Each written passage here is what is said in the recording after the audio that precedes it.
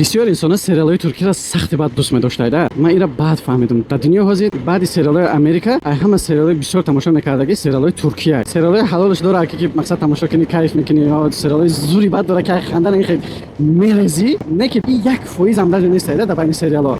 مثلا سریالی پرنس نو برآمده تماشا کنی که این خیلی خنده را می‌ریزی. من در متاسیکل تماشا می‌کردم داد می‌زدم یک وقتا به حد زوره. نه که بسیار سریالاش گنده دروغه. وای سریال‌های تاریخی را تماشا کردی دیدیش عثمان و یارا تماما بنیتی تاریخ یاد بگیرم گفته تماشا نکنی باید ده 10% دغریه 20% دغریه یکی از دیگه دروغه ده پروش سناریو کردن که مردم تماشا کنه گفته میگیرن دراز میکنن شان اسب دوید است قفوش هم چنگو خسته است گفته موزیک کده است خیلی کود وای ما بعد تمها در هوا میپره سببش همینه که باید سریال دراز کنن رکلام‌های زیادتر بتین سمی زیادتر کار کنن اگه سریالای نو برآمدگیش بهوش معنا نداره همش یا مافیا یا ایشیشه فروخته است یا ایشیشه قفوش زده است یا ایشیشه خلاص گپ چپه علاش کرده است من خودم مثلا در ترکیه هم سریال ترکی قریب تماشا نکردم حالا